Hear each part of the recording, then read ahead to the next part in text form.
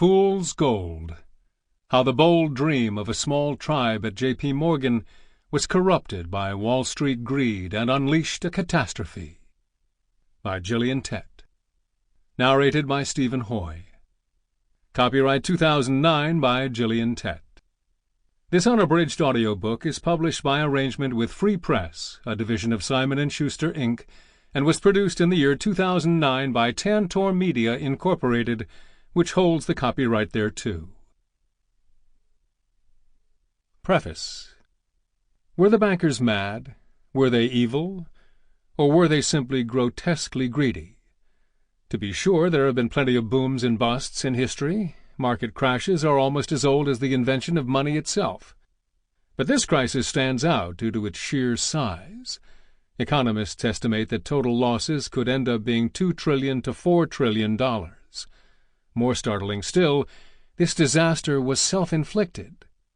Unlike many banking crises, this one was not triggered by a war, a widespread recession, or any external economic shock.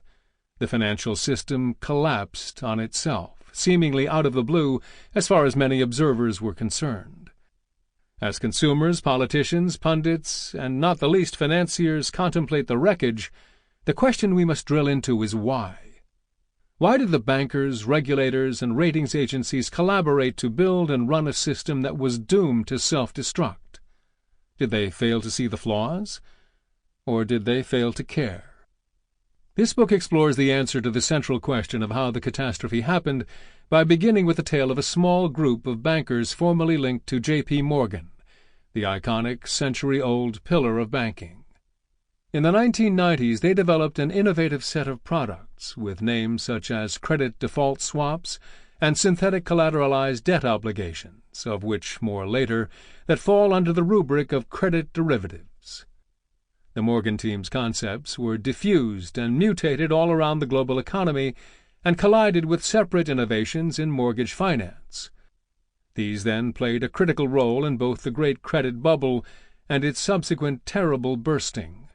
The J.P. Morgan team were not the true inventors of credit derivatives, but the story of how the particular breed they perfected was taken into far riskier terrain by the wider banking world offers a particularly insightful perspective on the crisis. Equally revealing is the little-known tale of what the J.P. Morgan bankers and later J.P. Morgan Chase did not do when their ideas were corrupted into a wider market madness. The story of the great credit boom and bust is not a saga that can be neatly blamed on a few greedy or evil individuals. It is a story of how an entire financial system went wrong as a result of flawed incentives within banks and investment funds, as well as the ratings agencies, warped regulatory structures, and a lack of oversight. It is a tale best understood through the observation of human foibles, as much as through economic or financial analysis. And though plenty of greedy bankers, and perhaps a few mad or evil ones too, play crucial parts in the drama, the tragedy of this story is that so many of those swept up in the lunacy were not acting out of deliberately bad motives. On the contrary, in the case of the J.P. Morgan team members who form the backbone of this tale, the bitter irony is that they first developed their derivatives ideas in the hope that they would be good for the financial system, as well, of course, for their bank and their bonuses. Even today, after all the devastation, some of the tools and innovations developed during the credit boom should be seen as potentially valuable for 21st century finance. In order to understand how that could be, though, a deep understanding of how and precisely why they came to be so abused is vital. I offer this journey through the story as one attempt to begin to come to grips with the answers to that crucial question. Part 1. Innovation. Chapter 1. The Derivatives Dream. On half a mile of immaculate private beach along Florida's fabled Gold Coast sits the sugar-pink Boca Raton Hotel, designed in a gracious Mediterranean style by the Palm Beach architect Addison Meisner. Since the hotel opened in 1926, it has styled itself a temple to exclusivity, boasting Italianate statues and manicured palm trees, a dazzling marina with slips for 32 yachts, a professional tennis club, a state-of-the-art spa, a designer golf course, and a beautiful strip of private beach. A glitzy roll call of celebrities and the wealthy have flocked to the resort, billed as a private enclave of luxury where they can relax well away from prying eyes. On one summer's weekend back in June 1994, a quite different clientele descended. Several dozen young bankers from the offices of J.P. Morgan in New York, London, and Tokyo. They were there for an off-site meeting called to discuss how the bank could grow its derivatives business in the next year. In the humid summer heat, amid the palm trees and gracious arches, the group embraced the idea of a new type of derivative that would transform the wider world of 21st century finance and play a decisive role in the worst economic crisis since the Great Depression. It was in Boca where we started talking seriously about credit derivatives, recalls Peter Hancock, the British-born leader of the group. That was where the idea really took off, where we really had a vision of how big it could be. As with most intellectual breakthroughs, the exact origin of the concept of credit derivatives is hard to pinpoint. For Hancock, a highly cerebral man who likes to depict history as a tidy evolution of ideas, one step of the breakthrough occurred at the Boca Raton offsite. Some of his team, however, have only the haziest, alcohol-fuddled memories of that weekend. Full of youthful exuberance and a sense of entitlement, the young bankers had arrived in Florida determined to party as hard as they could. They worked for the swaps department, a particular corner of the derivatives universe, which was one of the hottest, fastest-growing areas of finance. In the early 1980s, J.P. Morgan, along with several other venerable banks, had jumped into the newfangled derivatives field, and activity in the arcane business had exploded.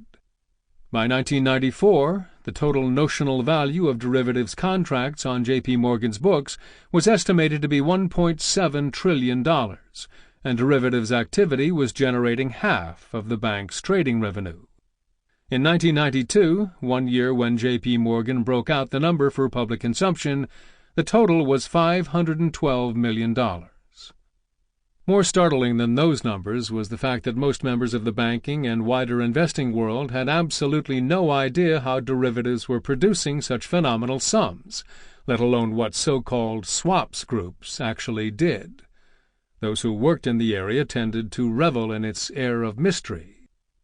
By the time of the Boca meeting, most of the J.P. Morgan group were still under 30 years old. Some had just left college. But they were all convinced, with the heady arrogance of youth, that they held the secret to transforming the financial world, as well as dramatically enhancing J.P. Morgan's profit profile. Many arrived in Boca presuming the weekend was a lavish thank you from the bank management. On Friday afternoon they greeted each other with wild merriment and headed for the bars. Many had flown down from New York, a few had come from Tokyo, and a large contingent had flown over from London. Within minutes, drinking games got under way. As the night wore on, some of them commandeered a minivan to visit a local nightclub. Others hijacked golf carts and raced around the lawns. A large gaggle assembled around the main Boca Raton swimming pool, threatening to throw one another in.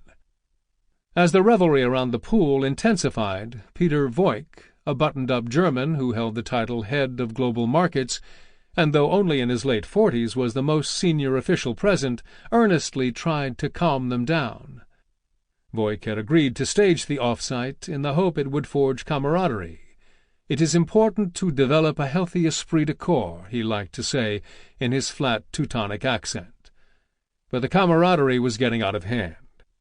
In no mood to heed his admonition, several of them pushed Voigt into the pool. "My shoes! Shoes!" he shouted, shocked, as expensive loafers drifted off his feet.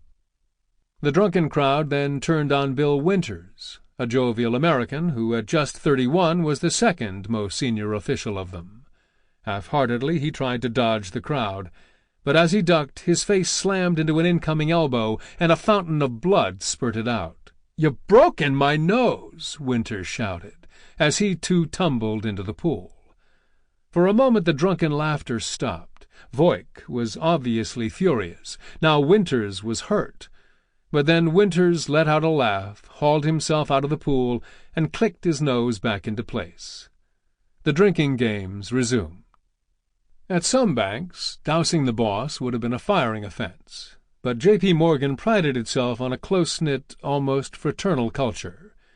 Those on the outside viewed the J.P. Morgan crowd as elitist and arrogant, overly enamored of the bank's vaunted history as a dominant force in American and British finance. Insiders often referred to the bank as a family. The derivatives group was one of the most unruly but also most tightly knit teams. "We had real fun. There was a great spirit in the group back then," Winters would later recall with a wistful grin. When he and the rest of that little band looked back on those wild times, many said they were the happiest days of their lives. One reason for that was the man running the team, Peter Hancock. At the age of 35, he was only slightly older than many of the group, but he was their intellectual godfather. A large man with thinning hair and clumsy, hairy hands, he exuded the genial air of a family doctor or university professor.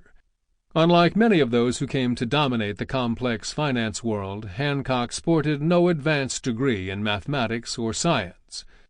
Like most of the J.P. Morgan staff, he had joined the bank straight from getting his undergraduate degree, but notwithstanding the lack of a Ph.D., he was exceedingly cerebral, intensely devoted to the theory and practice of finance in all its forms. He viewed almost every aspect of the world around him as a complex intellectual puzzle to be solved, and he especially loved developing elaborate theories about how to push money around the world in a more efficient manner. When it came to his staff, he obsessively ruminated on how to build the team for optimal performance. Most of all, though, he loved brainstorming ideas. Sometimes he did that in formal meetings, like the Boca offsite. But he also spewed out ideas on a regular basis as he strode around the bank's trading floor. The team called his exuberant outbursts of creativity come-to-planet Pluto moments, because many of the notions he tossed out seemed better suited to science fiction than banking. But they loved his intensity, and they were passionately loyal to him, knowing that he was fiercely devoted to protecting and handsomely rewarding his tribe. They were also bonded by the spirit of being pioneers. The J.P. Morgan derivatives team was engaged in the banking equivalent of space travel. Computing power and high-order mathematics were taking finance far from its traditional bounds, and this small group of brilliant minds was charting the outer reaches of cyber finance. Like scientists cracking the DNA code or splitting the atom, the J.P. Morgan swaps team believed their experiments in what bankers refer to as innovation, meaning the invention of bold new ways of generating returns, were solving the most foundational riddles of their discipline. There was this sense that we had found this fantastic technology which we really believed in, and we wanted to take to every part of the market we could, Winters later recalled. There was a sense of mission. That stemmed in part from Hancock's intense focus on the science of people management. He was almost as fascinated by how to manage people for optimal performance as by financial flows. The moment he was appointed head of the derivatives group, Hancock had started experimenting with his staff. One of his first missions was to overhaul how his sales team and the traders interacted. Against all tradition, he decided to give the sales force the authority to quote prices for complex deals, instead of relying on the traders. He expected that doing so would more intensely motivate sales, and the change produced good results. He then started inventing new systems of remuneration designed to discourage taking excessive risks or hugging brilliant projects too close to the vest. He wanted to encourage collaboration and longer-term thinking, rather than self-interested pursuit of short-term gains. The teamwork ethos was already well entrenched at the bank, especially by comparison to most other Wall Street banks, but Hancock fervently believed that J.P. Morgan needed to go even further.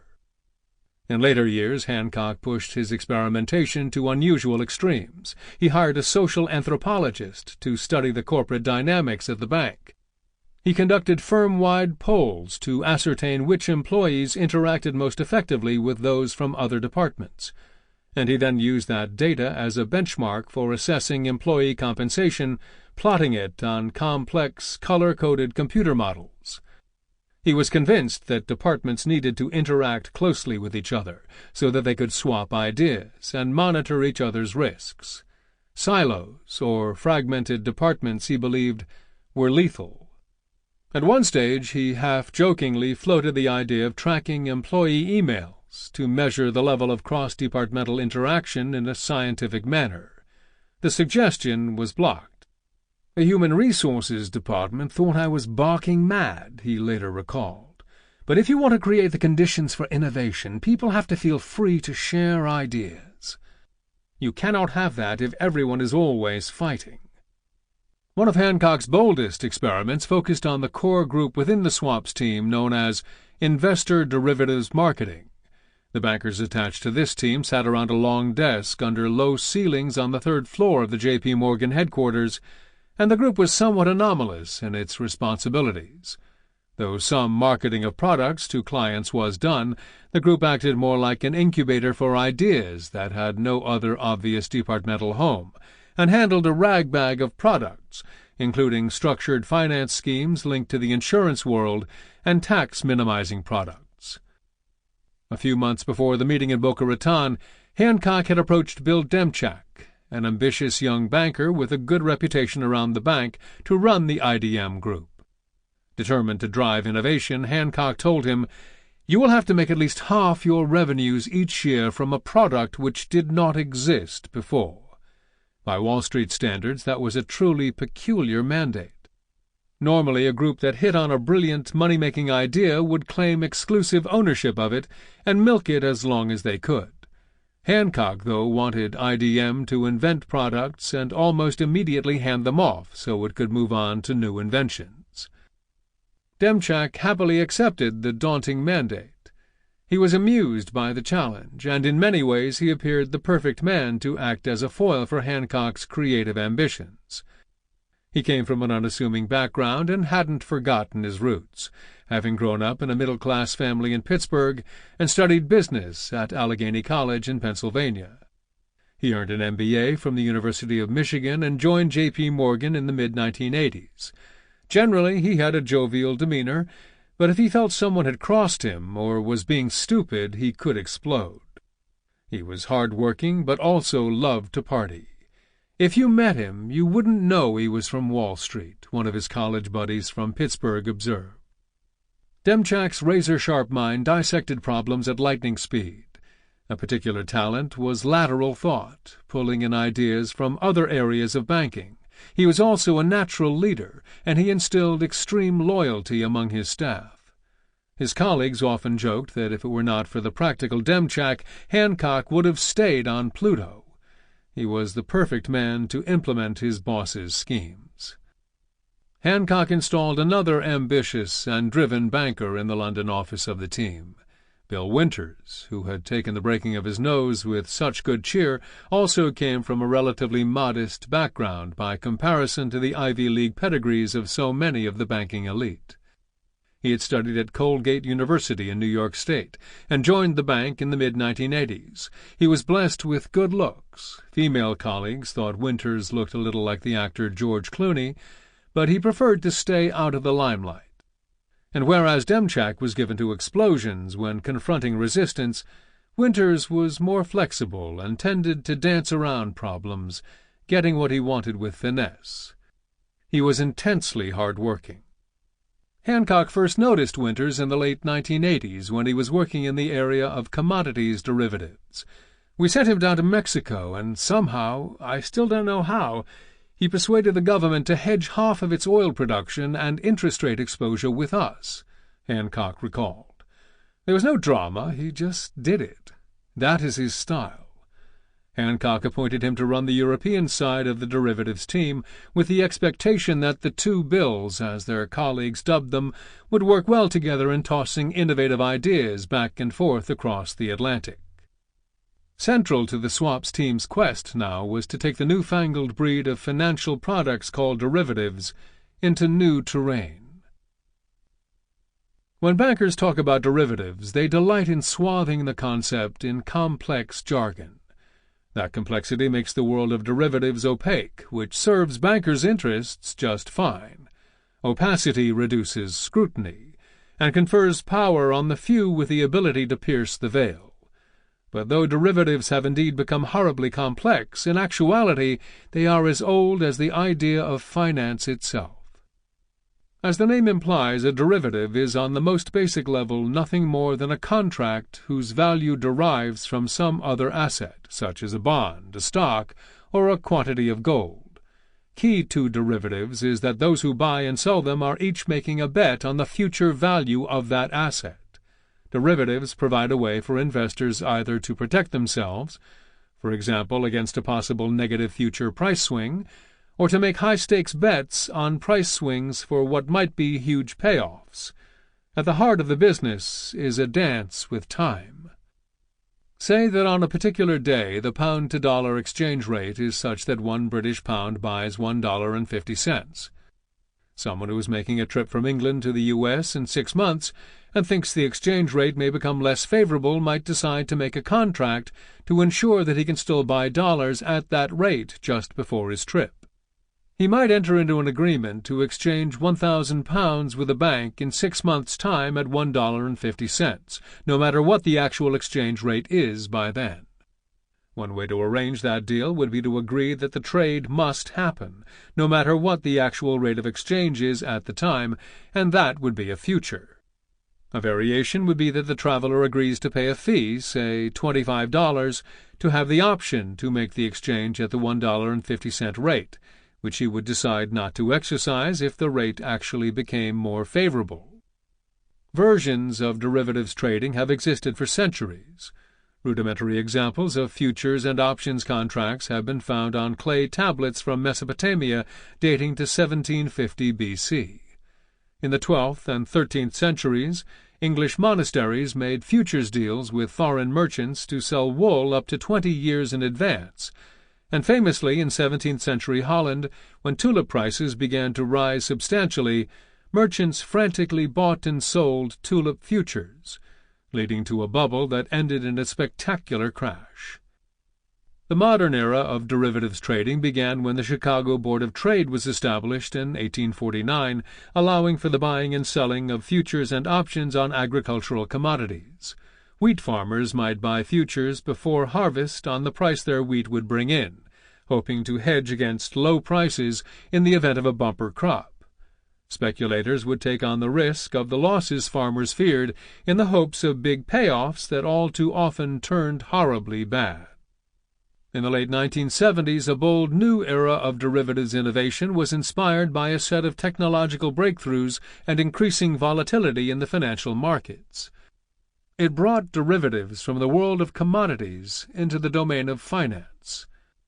The post-World War II Bretton Woods system of credit and exchange controls, which had maintained relative stability in world markets, broke down, and the values of foreign currencies, which had been pegged to the dollar, became free-floating. That led to unpredictable swings in exchange rates. Oil price shocks then sparked a pernicious blend of recession and inflation in the U.S., with inflation eventually peaking at 13.2% in 1981. Shocked investors scurried to find ways to protect themselves from the devastating impact of the high interest rates. In the U.S., the prime rate rose to a high of 20% in June 1981, and from relentless swings in exchange rate. Historically, the best way to insulate against such volatility was to buy a diversified pool of assets.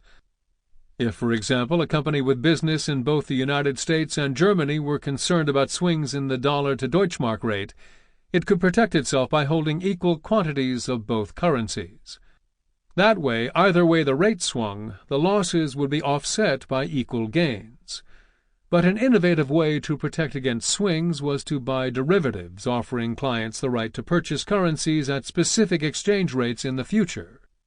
Interest rate futures and options burst onto the scene, allowing investors and bankers to gamble on the level of rates in the future. Another hot area of the derivatives trade, which evolved shortly thereafter, was the highly creative business Peter Hancock's team specialized in, known as swaps. In these deals, investment banks would find two parties with complementary needs in the financial markets and would broker an exchange between them to the benefit of both, earning the banks large fees. Say, for example, two homeowners each have a $500,000 10-year mortgage, but one has a floating rate deal while the other has a rate fixed at 8%. If the owner with the fixed rate thinks that rates are going to start to go down, while the other owner thinks that they are likely to go up, then rather than each trying to get a new loan, they could agree that each quarter during the life of their mortgages they will swap their payments. The actual mortgage loans don't change hands. They stay on the original bank's books, making the deal what bankers call synthetic. Salomon Brothers was one of the first banks to exploit the potential of derivative swaps, brokering a pioneering deal between IBM and the World Bank in 1981. In 1979, David Swenson, a Ph.D. from Yale who had recently started working on the Salomon Brothers trading desk, spotted that IBM needed to raise a good deal of cash in dollars and had substantial excess quantities of Swiss francs and Deutschmarks from having sold bonds to raise funds in those currencies. Normally, IBM would have had to go to the currency market to buy dollars. Swenson realized, though, that IBM might instead be able to swap some of its francs and marks for dollars without actually having to sell them if some party could be found who could issue bonds in dollars to match IBM's bonds in francs and marks. The World Bank was a likely candidate, as it always needed cash in many currencies. As with the two homeowners who write a contract to swap the terms of their mortgages, IBM and the World Bank could swap their bond earnings and their obligations to the bondholders without any bonds actually changing hands. In 1981, after 2 years of wrangling over the details of the deal, Salomon Brothers announced it had concluded the world's first currency swap between IBM and the World Bank worth $210 million for 10 years. This new form of trade quickly spread across Wall Street and the City of London, mutating into wildly complex deals that seemed to give bankers godlike powers. With derivatives, they could take existing assets or contracts apart and write contracts that reassembled them in entirely new ways, earning huge fees. Of course, making these deals still relied on bankers being able to find two parties who both believed they would benefit. In synthetic finance, just as in real markets, trades can occur only if there is a buyer for every seller. But given the growing globalization of banking and how many players in the world economy had complementary needs and different expectations about future market conditions, the bankers had a wealth of options. Some players needed Deutschmarks, while others wanted dollars. Some wanted to protect against expected interest rate increases, while others believed rates were likely to fall. Players also had different motives for wanting to place bets on future asset prices. Some investors liked derivatives because they wanted to control risk, like the wheat farmers who preferred to lock in a profitable price. Others wanted to use them to make high-risk bets in the hope of making windfall profits. The crucial point about derivatives was that they could do two things: help investors reduce risk, or create a good deal more risk. Everything depended on how they were used and on the motives and skills of those who traded in them. By the time the J.P. Morgan swaps team gathered in Boca Raton in June of 1994, the total volume of interest rate and currency derivatives in the world was estimated at $12 trillion, a sum larger than the American economy. The speed at which the market grew just took everyone by surprise. It was quite remarkable, recalled Peter Hancock, who had been a vital participant in the boom. In many ways, Hancock's career made him the perfect man to be at the center of that extraordinary innovation storm. He was born in 1958 into an upper-middle-class British family based in Hong Kong. Like many children from that background and generation, he was dispatched half a world away to a British boarding school, where he excelled at rugby and decided that his ambition was to be a great inventor. After spending many happy hours immersed in science books, he went to Oxford to study physics. But his plans were derailed when he was badly injured in a rugby game. Hancock was laid up in bed for some time, so couldn't get to the physics laboratory, and he decided to switch to philosophy, politics, and economics. That he could study from his bed. By the time he graduated, he became intrigued about banking and the principles of free markets. "I decided that being an inventor would have to wait," he recalled. He had decided he wanted a career that paid better than... Sample complete. Ready to continue?